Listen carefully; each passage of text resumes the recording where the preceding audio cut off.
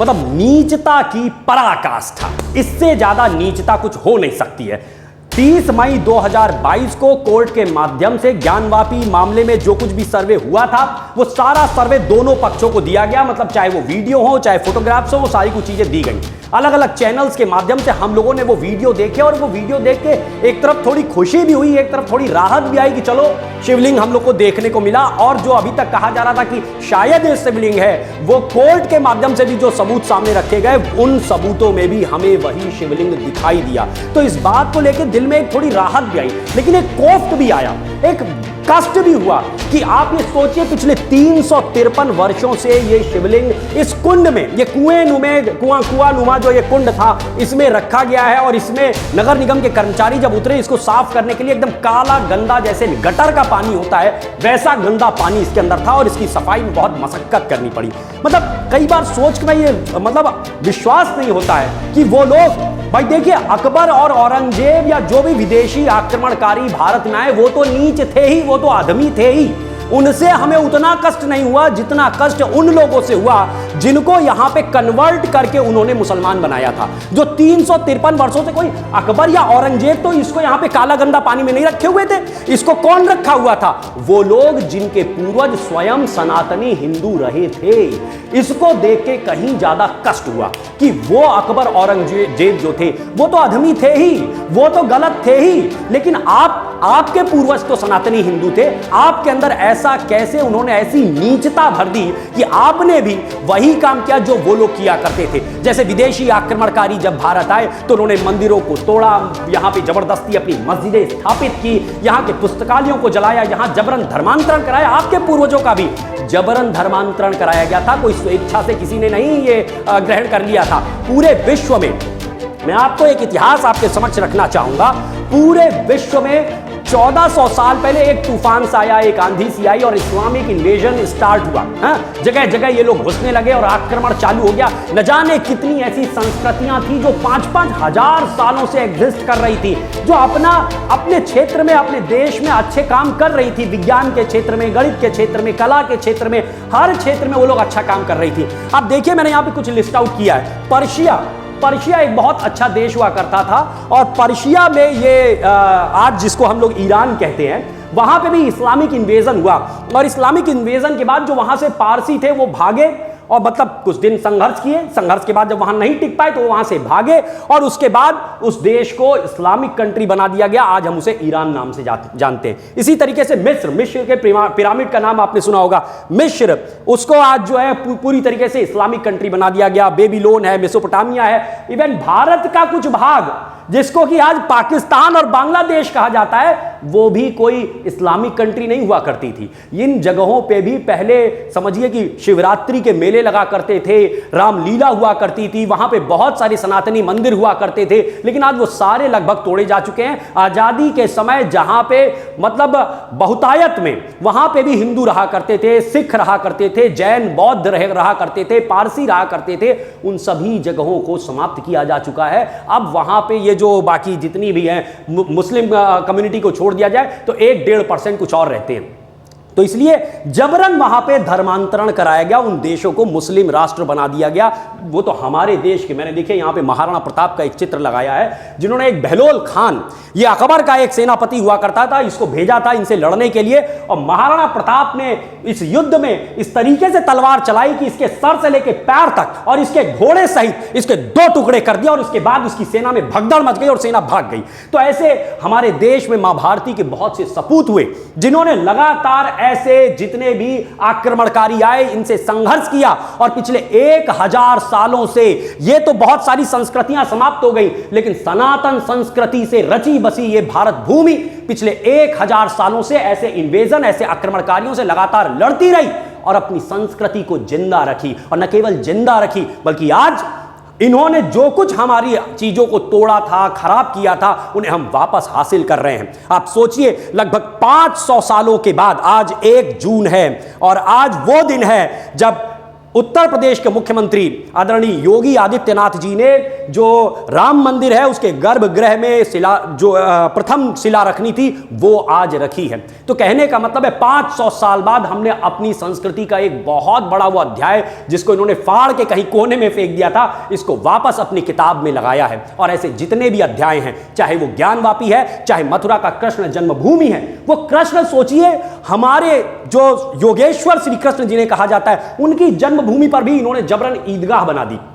तो इसलिए हमारी संस्कृति को जितना इन्होंने नुकसान पहुंचाया था, हम 1000 सालों से इनसे लड़ रहे हैं, लगातार लड़ रहे हैं। और आजादी के बाद भी हमें आज कोर्ट के चक्कर लगाने पड़े, चाहे जो भी चक्कर लगाने पड़े, हम संघर्ष करते हुए अपनी संस्कृति को वापस यहां पे पुनर्स्थापित करेंगे। हम इसके लिए कटिबद्ध हैं। मैं आगे कुछ और चीजें आपको दिखाना चाहूंगा। एक्चुअली ये मैंने यहाँ पे लगाया है कि जो कुछ देशों में इस्लामिक इन्वेजन हुआ, जैसे मिस्र एक जो है ये भी एक ऐसा देश था जो कि जहाँ पे मूर्ति पूजा हुआ करती थी। वहाँ पे भी मूर्ति पूजा, वहाँ भी देवियाँ थी, देवता थे। हाँ, हमारे यहाँ के देवी देवता अलग थे, लेकिन इनके यहाँ भी मूर्ति पूजा की जाती थी। वो मिस्र आज से 5000 साल पहले और बहुत बड़ी संस्कृति हुआ करती थी। मिस्र के पिरामिड आपने नाम सुना होगा, वहाँ पे ममियाँ हुआ करती थी। ऐसी बहुत सारी संस्कृति थी जो कि आज समाप्त की जा चुकी है। वो खंडहर कुछ बचे हैं, लेकिन वहाँ के जो लोग हैं, उनके लोगों का मानसिक जो स्तर है वो बदला जा चुका है। वहां का जो धर्म है वो परिवर्तित किया जा चुका है और ये अपनी संस्कृति को खो चुका है। ठीक इसी तरीके से एक और मैंने यहां पे लगाया है ईरान की भी अपनी संस्कृति हुआ करती थी। आप सोचिए वहां से जो पारसी भाग के आए वो भारत में आके बसे और भारत में इनको कितना सम्मान दिया गया, कितना स्थान दिया गया कि आज जो गोदरेज है, गोदरेज कंपनी का नाम आपने सुना होगा, उसके जो मालिक हैं वो भी पारसी हैं। टाटाज, रतन टाटा वगैरह, ये लोग भी पारसी हैं। और ऐसे न जाने कितने पारसियों को भारत ने अच्छा स्थान दिया। इन्होंने भारत में रह के भारत के साथ ही रच बस गए और भारत की उन्नति में अपना पूरा योगदान दिया। सोचिए ये पारसी लोग हैं और कितने सीधे सरल लोग होते हैं। अगर आप उनसे मिलेंगे तो आपको लगेगा कितने सीधे सरल लोग होते हैं। ये बेचारे वहां इस्लामिक इन्वेजन को नहीं झेल पाए और उन्हें अपने देश को, अपनी जमीन को छोड़ के भागना पड़ा और भारत में आके सुरक्षित हैं। और ये भारत न केवल आज उनको सुरक्षित किया हुआ है, बल्कि 1000 सालों से ऐसे इस्लामिक आक्रमणकारियों से लड़ भी रहा है और अपनी संस्कृति को पुनर्स्थापित भी कर रहा है। अब मैं बात करना चाहूंगा जरा, अभी आपने देखा होगा क्योंकि 30 तारीख को कोर्ट में यह मामला चर्चा होनी थी इसके ऊपर, तो आपने ध्यान दिया होगा 28 और 29 मई 2022 को देवबंद एक जिला है। भाई साहब एक तो देखिए कितना नीचता की हद है। मतलब आप सोचिए कि एक भारत भूमि में एक शहर का नाम देवबंद है। देवबंद मतलब वो शहर जहां पे देव की पूजा बंद कर दी गई, वहां पे देव की पूजा नहीं होने दी। इस आधार पे उस शहर का नाम रखा गया देवबंद। मैं तो कहता हूं पहली सरकार से मैं निवेदन करता हूं उस शहर का नाम बंद करिए और उसको देवबंद की जगह जो भी अच्छा उसका पुराना नाम था वो पुराना नाम उसको दीजिए। जिस तरीके से आप सोचिए नीचता की पराकाष्ठा है, जिसे हम ये वीडियो का नाम ही मैंने रखा है नीचता की पराकाष्ठा। आप सोचिए जिस शहर को हम लोग अपनी संस्कृति में तीर्थराज का नाम देते थे, दिया हुआ है हम लोगों ने, उस शहर का नाम बदल के इलाहाबाद रख दिया गया जबरन। इलाहाबाद जो कि बाद में बदल के हुआ इलाहाबाद, अब जाके सरकार ने उसका सही नाम किया है, यानी कि जो है उसका असली नाम जो था इलाहाबाद से परिवर्तित करके प्रयागराज, उसे पुनः उसका नाम दिया यानी तीर्थराज प्रयाग। आप सोचिए कि एक नहीं न जाने कितने ऐसे उदाहरण हैं जिसमें उन्होंने नीचता की सारी सीमा पार कर दी। आप सोचिए ज्ञानवापी का जो ये प्रकरण सामने है आपके, ये इतनी नीचता कर सकते हैं ये लोग कि वहां पे जहां पे भगवान शिव का वो प्रतीक रूप शिवलिंग है, वहां पे पिछले 353 सालों से वजू के नाम पे ये लोग वजू के नाम पे वहां पे कुल्ला कर रहे थे, वहां पे हाथ पैर धो रहे थे, वहां पे थूक रहे थे और वहां पे वो काला गंदा पानी इकट्ठा किए हुए थे। मतलब कितने नीच हो सकते हैं ये लोग, मैं तो सोच ही नहीं पा रहा हूं कैसे इतने नीच लोग हो सकते हैं। और इतनी नीचता के बाद भी इनको शर्म नहीं आ रही है। इतनी नीचता के बाद भी जब दुनिया के सामने सारी चीज आ चुकी है उसके बाद भी इनको शर्म नहीं आ रही है। 30 तारीख को कोर्ट में बात आनी, चर्चा होनी थी। 29 तारीख को ये भाई साहब देवबंद में हुआ जो ये सम्मेलन था जमीयत का, उसमें ये भाई साहब बोलते हैं, कहते हैं हमारा रहन सहन अलग है, हमारी पोशाक अलग है, हमारी शकल सूरत अलग है, हमारा खान पान अलग है। अगर आपको ये बर्दाश्त नहीं हो रहा है तो आप कहीं और चले जाओ। मैं इनसे पूछना चाहता हूं भैया कहां चले जाएं हम? आप लोगों ने देश दुनिया की न जाने कितनी संस्कृतियों को समाप्त कर दिया। आज भारतवर्ष में सनातन संस्कृति जिंदा है। आप चाहते हैं कि जो शेष भारत है, ये इस शेष भारत इसलिए कह रहा हूं क्योंकि अखंड भारत में से ही एक भाग निकल के पाकिस्तान बना और एक भाग निकल के अफगानिस्तान बन गया, फिर एक भाग बांग्लादेश बन गया। समय के अलग अलग कालखंड में ये देश इसमें से निकलते चले गए। तो मैं कह रहा हूं कि जो ये शेष भारत है, आप कह रहे हो कि भैया हम इसको भी छोड़ के कहीं चले जाए। कहां चले जाए? मंगल ग्रह पे चले जाए क्या? है क्या चाहते हो? मतलब धरती पे हम ना जिए, जहां भी जियो केवल तुम जियो, हमारी संस्कृति नहीं चलनी चाहिए। हैं जो हाल आपने पर्शिया का किया, जो हाल आपने मेसोपोटामिया का किया, जो हाल आपने दूसरी संस्कृतियों का किया, वही आप चाहते हैं कि सनातन संस्कृति का भी वही हाल हो जाए। अच्छा, मतलब बड़ी बात यह है कि आप सोचिए, यही सेम डायलॉग, यही सेम थॉट प्रोसेस जब आजादी की बात हो रही थी 1947 में, यही बात ये लोग कर रहे थे। देखिए, एक बड़े अच्छे चित्रकार हैं कुरील साहब, और कुरील साहब ने एक बहुत अच्छा चित्र बना के सामने रखा है। उस चित्र में ये कहते हैं कि आजादी के वक्त का पहले उन्होंने एक सीन दिखाया है कि एक नाव है जिसमें दो लोग सवार हैं, एक हिंदू है और एक मुस्लिम है, इसके पास भी चप्पू है, उसके पास भी चप्पू है। ये कहता है I can't live with you, हमने नहीं कहा था कि हम तुम्हारे साथ नहीं रह सकते हैं। यह कह रहा है हमारी पोशाक अलग है, हमारा रहन सहन अलग है, हमारा खान पान अलग है, और तुम हमें बर्दाश्त नहीं कर पाओगे, इसलिए हम तुम्हारे साथ नहीं रह सकते। हमें जमीन का एक टुकड़ा काट के दो, हम अपना नया मुल्क बनाएंगे। लो भाई, उस समय बन गया, ये पाकिस्तान बन गया और हम लोग को हिंदुस्तान दे दिया गया। मजहब के नाम पे देश के दो टुकड़े कर दिए गए। हाँ, पहले पूर्वी पाकिस्तान पश्चिमी पाकिस्तान करके बना था, बाद में 1971 तक स्थिति ये आई कि पश्चिमी पाकिस्तान ने पूर्वी पाकिस्तान के ऊपर इतना अत्याचार कर रखा था कि पूर्वी पाकिस्तान ने उनके साथ विद्रोह किया, भारतवर्ष ने भी उनका साथ दिया उसको अलग करने में, उनको उससे छुटकारा पाने में, और अल्टीमेटली उसको छुटकारा मिला और उसका नया नाम रख दिया गया बांग्लादेश। कुल मिला के जो मैं बात कहना चाहता हूं इस चित्र के माध्यम से, इन्होंने कहा मौलाना साहब पे I can't live with you, और इसके बाद इस मौलाना को देखिए आप, ये पाकिस्तान अलग होने के बाद फिर इसी के ऊपर सवार हो जाता है भारत वाली नाव के ऊपर, और फिर कहता है यू शुड गो देयर, तुम चले जाओ। है जो ये आज भाई साहब कह रहे हैं, ये मियाँ जो कह रहे हैं, ये मियाँ कह रहे हैं कि तुम हमें नहीं बर्दाश्त कर पा रहे। अरे भैया, बर्दाश्त ही तो कर रहे हैं। आप सोचो, क्या ऐसा संभव है कि जहां पे मक्का मदीना इनका मुख्य धार्मिक स्थल माना जाता है, वहां पे अगर कोई जिस तरीके का इन्होंने विश्वेश्वर शिवलिंग के साथ अन्याय किया है, जिस तरीके का इन्होंने नीचता दिखाई है, वैसी अगर नीचता वहां पे कोई और दिखाता तो क्या ये लोग बर्दाश्त कर पाते? भारत में आज भी इनको लोग सुन रहे हैं और न्यायप्रिय तरीके से हम कह रहे हैं कोर्ट में आओ, अपनी बात साबित करो। अगर तुम्हें लगता है कि नहीं ज्ञानवापी में मस्जिद ही थी, वहां मंदिर नहीं था, तो इसको अभी भी आओ कोर्ट में साबित करो। नहीं, इनको वो नहीं साबित करना है। ये क्या बता रहे हैं हम? अच्छा, अब इनके दो बातों को मैंने यहां पे लिस्ट आउट किया है जिसके ऊपर चर्चा बहुत जरूरी है। उसी अधिवेशन में, उसी सम्मेलन में जहां ये भाई साहब मौलाना मदनी खड़े थे, उसमें उन्होंने दो बातें कही। उन्होंने कहा ज्ञानवापी के मामले में कहा कि ऐसा है, हमें 1971 का प्लेसेस ऑफ वर्शिप एक्ट मिला हुआ है ना, कांग्रेस की सरकार ने दिया है, और उसके आधार पे होता यह है कि 15 अगस्त 1947 को देश की आजादी के वक्त जो भी अलग अलग धर्म स्थलों की जो भी स्थिति थी, जो मंदिर था वो मंदिर रहेगा, जो मस्जिद था मस्जिद रहेगा, जो चर्च है चर्च रहेगा, जो जैसा भी है वैसा रहेगा।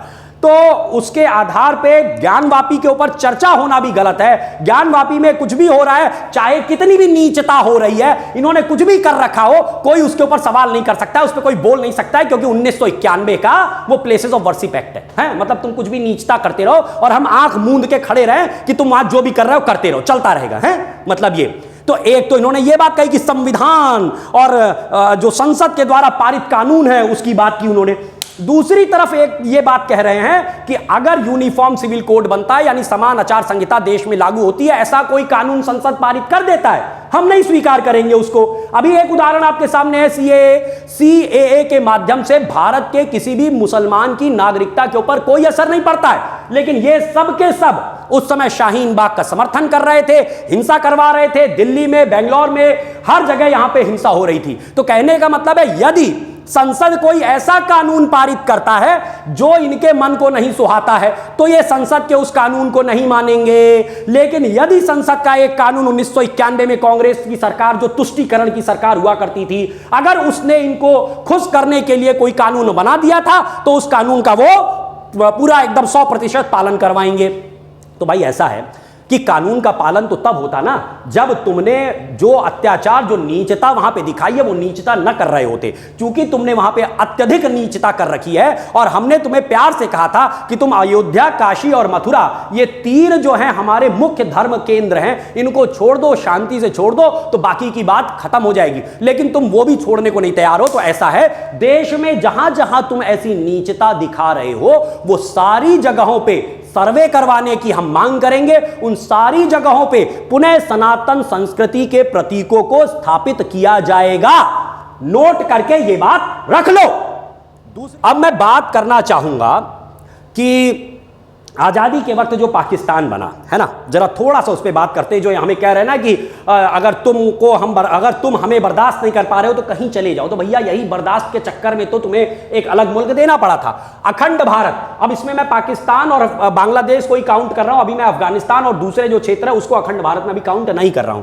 ये मैंने एक डेटा यहां से निकाला कि जो अखंड भारत था 1947 में, उस समय जो हमारी जो क्षेत्रफल था वो था 43,17,636 वर्ग किलोमीटर। इसमें से 8,81,913 वर्ग किलोमीटर की एक जमीन काट के, यानी तकरीबन 20.43% जमीन काट के पाकिस्तान बना दिया गया। ठीक, ये इसको पश्चिमी पाकिस्तान कहा गया। और बांग्लादेश, जिसको पूर्वी पाकिस्तान 47 में कहा गया और 1971 में आके इसका नाम बांग्लादेश पड़ा, वो जमीन थी 1,48,460 वर्ग किलोमीटर, यानी 3.44% जमीन। अगर ये देखा जाए दोनों को जोड़ ले तो तकरीबन ये हो जाता है 25%, यानी 1/4 जमीन काट के हमने पहले ही तुम्हें दे दी थी, केवल इस नाम पे कि तुम कह रहे थे कि हम तुम्हें बर्दाश्त नहीं कर सकते, जबकि हमने ऐसा कुछ नहीं कहा। तुमने कहा कि तुम हमें बर्दाश्त नहीं कर पाओगे इसलिए हम तुम्हारे साथ नहीं रह सकते, हमें अलग जमीन दे दो, वो दे दी तुम्हें। ठीक, उसके बाद भी शांति नहीं पड़ी। और आप समझिए, मैं यहां पे एक चित्र मैंने लगाया है और इस चित्र के माध्यम से मैं यही कहना चाहता हूं कि पाकिस्तान वास्तव में अगर देखा जाए तो पाकिस्तान कोई मुस्लिम राष्ट्र नहीं है, किसी सूरत में ये एक मुस्लिम राष्ट्र नहीं है। ये इस्लाम द्वारा हथियाया गया भारत है। ये भारत था, यहां पे भी पूरी तरीके से भारतवर्ष की संस्कृति का पालन होता था। यहां का एक एक व्यक्ति सनातनी था। आज ये समझिए, आजादी के बाद से आज की स्थिति यह है, वहां केवल 1% के आसपास सनातनी लोग रह गए हैं, बाकी सारे के सारे इस्लामिक हो चुके हैं, गैर सनातनी हो चुके हैं। खैर, मैं आगे बढ़ना चाहूंगा। मैं आपके समक्ष एक अंतिम बात रखना चाहूंगा कि जो लोग ये हैं, चाहे भारत है, पाकिस्तान है या बांग्लादेश है, यहां पे जितने भी मुस्लिम रहते हैं, मैं इनसे कई बार कह चुका हूं और बार बार कई वीडियो में मैं ये बात रख चुका हूं कि 99% ऐसे मुस्लिम जो आज ये मौलाना मदनी टाइप के जितने हैं, चाहे कितने भी है मौलाना सौलाना हैं, ये जितने भी हैं, 99% ऐसे मुस्लिम वही हैं जिनके पूर्वज सनातनी हिंदू हुआ करते थे। ये अपने आप को आज जो है इस्लाम के बहुत बड़े पता नहीं क्या मानने लगे हैं। मैं इनको इनकी हकीकत दिखा देना चाहता हूं। ये एक मैंने यहाँ पे पेपर की कटिंग लगाई है। ये न्यूज है राजस्थान पत्रिका की 17 जून 2017 के दिन की है, जो कि अबू धाबी की एक पत्रिका के बेस पे न्यूज तैयार की गई थी। अबू धाबी में, यानी कि सऊदी अरब के प्रिंस सुलेमान का एक स्टेटमेंट यहां पे छापा गया। क्या कहा उन्होंने कहा कि भारत, पाक और बांग्लादेश में नहीं है मुस्लिम। ध्यान समझिए, जो मुस्लिमों का सबसे बड़ा केंद्र माना जाता है, वहां के जो सुलेमान साहब हैं, वहां के जो प्रिंस हैं, वो क्या कह रहे हैं जरा सुनिए। वो कहते हैं कि उन्होंने कहा कि सुलेमान ने पाकिस्तान को कन्वर्टेड मुस्लिम देश और अरब का गुलाम कहा। हो सकता है आपको साफ यहां से दिखाई ना दे रहा हूं, मैं पढ़ रहा हूं। उन्होंने कहा कि पाकिस्तान कन्वर्टेड मुस्लिम देश है और अरब का गुलाम है। मोहम्मद साहब के असली वंशज सऊदी अरब के निवासी हैं। वे पाकिस्तान को इस्लामी देश भी नहीं मानते। उनके मुताबिक पाकिस्तान और बांग्लादेश के लोग मुस्लिम नहीं है, बल्कि ये वे लोग हैं जिन्होंने हिंदू धर्म छोड़कर मुस्लिम धर्म को अपनाया, लिहाजा ये मुस्लिम नहीं हैं। प्रिंस भारत, पाकिस्तान और बांग्लादेश के मुसलमानों को अल हिंदी मुस्कीन कहते हैं। इसका अर्थ है वे दोयम दर्जे के मुस्लिम हैं। सोचिए, मैं ऐसे जो मौलाना हैं उनको भी समझाना चाहता हूं और इन मौलानाओं को जो फॉलो करते हैं उनके फॉलोअर्स को भी समझाना चाहता हूं कि देखिए अरब के प्रिंस आपको क्या समझते हैं। और ये इनके केवल स्टेटमेंट की बात नहीं है, मेरे कई परिचित हैं जो कि बाहर की ऐसी मुस्लिम कंट्रीज में भी रहते हैं, वो भी बताते हैं कि यहां से जब कोई मुसलमान वहां जाता है तो उसको वो सम्मान नहीं मिलता जो वहां के मुसलमान को मिलता है, यानी दोयम दर्जे का मुस्लिम माना जाता है। तो आप सोचिए आपको वो क्या किस तरीके से ट्रीट करते हैं। मैं तो आपसे यही कहना चाहता हूं, आपके पूर्वज सनातनी हिंदू रहे हैं। आप सभी ये जो विदेशी आक्रमणकारियों के द्वारा आप पर लादी गई कुसंस्कृति है, जिसकी नीचता अभी हम देख रहे हैं, ये कुसंस्कृति क्या कर रहे हो। एक चीज मैंने स्टार्टिंग में लगाई थी कि अगर आप देखिए, श्रीमद् भगवत गीता में यह बात कही जाती है कि आप जैसा कर्म करेंगे, पूरा आपका जीवन कर्म प्रधान है, आप जैसा कर्म करेंगे वैसा आपको फल भुगतना ही पड़ेगा। यदि आप नीचता करेंगे तो वैसा ही आपको इसी जन्म में भुगतना होगा। अब देखिए, जरा ध्यान से समझिए, यदि आप गलत कर रहे हैं, ऐसी नीच हरकतें कर रहे हैं, तो उसका खामियाजा आप ही को भुगतना पड़ेगा। भुगत भी रहे हैं आप। आज पूरे विश्व में मुस्लिम कम्युनिटी की कैसी छवि बन चुकी है, आतंकवादियों की छवि, पत्थरबाजों की छवि। आज आप किसी मुस्लिम इलाके में चले जाइए, मुस्लिम क्षेत्र में चले जाइए, दड़बा बना हुआ है। घर में लोगों को रहने की, इतने छोटे छोटे से घर हैं, लोगों को घर में रहने की जगह नहीं है, सड़क पे आदमी दिखाई देता है, खाट पड़ी हुई है, सड़क पे बैठा हुआ है आदमी। तो आप सोचिए, जैसा आप कर रहे हैं वैसा ही आप भुगत भी रहे हैं। आप अपने आप को कितना भी मानते रहें कि आप बाबर की औलादे हैं, आप बाबर की औलादे नहीं हैं। आप इसी हिंदुस्तान में रहने वाले सनातनी लोगों की ही औलादे हैं। मात्र पिछले 5-10 पीढ़ियों में आपने एक कुसंस्कृति का पालन करना आरंभ कर दिया। मैं आपसे पुनः, और वो लोग आपको आज भी, आप 10 पीढ़ी से जिस संस्कृति का पालन कर रहे हैं, उसके जो पुरोधा लोग हैं वो आज भी आपको मुसलमान नहीं मानते हैं, आपको दोयम दर्जे का मुस्लिम कहते हैं। मैं तो आपको पूरे हृदय से, आपको अभी भी इतनी गंदगी के बाद, इतनी नीचता के बाद भी खुले हाथों से आपका स्वागत करता हूं कि आप आइए, घर वापसी करिए। आपके जो इस 5-10 पीढ़ी पहले के पूर्वज थे, उनकी जो संस्कृति थी, सैकड़ों पीढ़ियों तक उन्होंने जिस संस्कृति का पालन किया, जिन प्रभु श्री राम के चरणों में सर नवाते रहे, जिन प्रभु श्री कृष्ण के चरणों में सर नवाते रहे, एक बार फिर से उन्हें स्वीकारिए, उनके साथ जुड़िए, योग ध्यान आध्यात्मिक चिंतन करिए और सही मार्ग पे चलिए। जैसी आपकी सोच होगी और जैसे आपके कर्म होंगे, वैसा ही जीवन मिलेगा। कहीं जन्नत बाहर नहीं है, कहीं हूरे सूरे कुछ नहीं है। यही जीवन आपको स्वर्ग भी देगा और यही जीवन आपको नरक भी देगा। आप सोचिए, जो सनातनी बच्चे हैं आज दुनिया भर में जाके क्या नाम कर रहे हैं। सनातनी बच्चे विश्व के बड़ी बड़ी कंपनियों के आज सीईओ बने हैं। चाहे गूगल ले लीजिए, माइक्रोसॉफ्ट ले लीजिए, बड़ी बड़ी कंपनियों के सीईओ बने बैठे हैं। आप चाहे सिलिकॉन वैली ले लीजिए, आप पेंटागन ले लीजिए, आप जहां चले जाइए भारत के बच्चे छाए हुए हैं। आप बड़ी बड़ी यूनिवर्सिटीज में चले जाइए, आप MIT में जाइए, आप स्टैनफोर्ड में जाइए, वहां पे हेड ऑफ द डिपार्टमेंट, मेरे कई परिचित वहां पे हेड ऑफ द डिपार्टमेंट बने बैठे हैं। तो इसलिए मैं आपसे कहना चाहूंगा कि अपने बच्चों को सही दिशा दीजिए, सही संस्कृति दीजिए, और आपके पूर्वजों की ही वो संस्कृति है। मैं तो खुले मन से आपको आमंत्रित करता हूं कि घर वापसी करिए, उन्हें फिर से सनातन संस्कृति में रचा बसा दीजिए, उन्हें सही दिशा दीजिए, उन्हें योग ध्यान और प्राणायाम आध्यात्म के मार्ग पे आगे लेके जाइए। मैं अंतिम बात यही कहना चाहूंगा कि जो कुछ 1947 में हुआ, जो भी उस समय नेता लोग थे, मैं नहीं जानता कि क्या कैसे हुआ, बहुत सारी चीजें लिखी गई, बहुत सारी चीजें छुपा ली गई। मैं तो यही कहना चाहता हूं कि पहली बात, या तो मजहब के आधार पर देश बटा ही ना होता, ठीक, या तो मजहब के नाम पे देश बटा ना होता, सब लोग एक साथ मिलकर भारतवर्ष में रहते। नहीं तो अगर बटा तो जो लोग यहां पे रुके, जिसको आज हम भारतवर्ष कहते हैं, यहां पे जो लोग रुके, उनके लिए 2 कंडीशन होनी चाहिए थी। पहली कंडीशन, या तो संपूर्ण घर वापसी करा ली गई होती पूरी तरीके से। भाई सीधी सी बात है, जब मजहब के नाम पे एक पाकिस्तान बना ही दिया गया था, तो जिनको ये लगता है कि वो यहां हिंदू समुदाय के साथ नहीं रह सकते थे, वो सब के सब चले जाते, और जिनको लगता है यहां रुकना है वो रुकते, लेकिन उनकी संपूर्ण घर वापसी सुनिश्चित की जानी चाहिए थी। और जो नहीं घर वापसी कर सकते थे, उनका पूरी तरीके से सहृदय घर निकाला कर दिया जाता कि भैया आप अपना, जहां आपको जगह दे दी गई है, 25% जमीन आपको काट के दे दी गई, आप वहां चले जाइए, ठीक, ये हो जाना चाहिए था। आज भी मैं ये कहना चाहूंगा कि भैया मदनी साहब, आप एक बात अच्छे से समझ लीजिए, हम कहीं नहीं जाने वाले हैं। ये भारत भूमि वो जगह है जहां पे प्रभु श्री राम ने जन्म लिया, जहां पे योगेश्वर श्री कृष्ण ने जन्म लिया, जहां पे हमारे काशी विश्वनाथ हैं, जहां पे कोणार्क का सूर्य मंदिर है, जहां पे सोमनाथ का मंदिर है, जहां पे दक्षिण के न जाने कितने मंदिर है। यही सनातन संस्कृति का केंद्र है। हम इसे छोड़ के कहीं नहीं जा सकते हैं। आप आपको हम एकदम सीधा सीधा रास्ता दिखा रहे हैं। या तो एकदम शांति के साथ घर वापसी कर लीजिए, और जितनी ऐसी जबरन आपने हमारे सनातन प्रतीकों के ऊपर जबरन मस्जिदें खड़ी कर रखी हैं, स्वेच्छा से इनको हटा दीजिए, स्वेच्छा से इनको हटा दीजिए। कोई संघर्ष की जरूरत नहीं है, कोई लड़ाई झगड़े की जरूरत नहीं है, और शांति से सभी लोग एक बार फिर से सनातनी संस्कृति में रच बस जाइए और एक दिशा में आगे बढ़िए। और यदि आप ऐसा नहीं कर सकते तो आपके पास भैया 57 मुल्क है, भारत के बाहर 57 मुस्लिम राष्ट्र हैं। अब कहीं चले जाइए, ईरान जाइए, इराक जाइए, हमें मतलब नहीं, सऊदी अरब चले जाइए, जहां आपको ज्यादा सम्मान मिलता है। सम्मान कितना मिलता है वो दिखाई दे रहा है। तो अगर आपको बाहर मिलता है, लगता है कि बाहर बड़ा सम्मान मिल रहा है और यहां पे आपका अपमान हो रहा है, तो आप एकदम शांति के साथ जहां पे आपको लगता है कि बड़ा अच्छा सम्मान मिलता है वहां चले जाइए।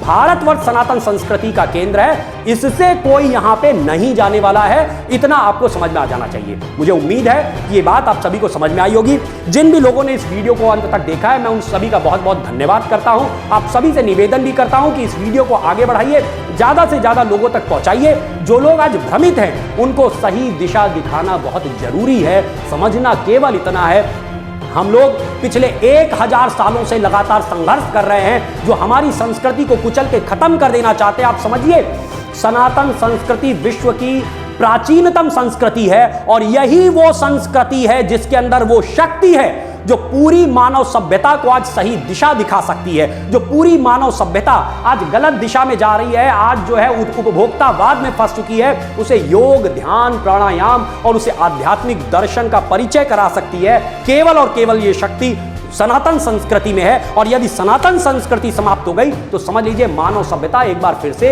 पूरी तरीके से तबाह हो जाएगी। तो इसलिए ये सभी के लिए जरूरी है कि ये सनातन संस्कृति का केंद्र अर्थात भारतवर्ष अपनी इस पुरातन संस्कृति को एकदम अच्छे से चला सके, लोगों को इसके लिए आमंत्रित कर सके और लोगों को सही दिशा दिखा सके। बहुत बहुत धन्यवाद। जय हिंद, जय भारत, जय श्री राम, जय हो भोलेनाथ की, जय हो काशी विश्वनाथ की। ओम नमः शिवाय, ओम नमः शिवाय।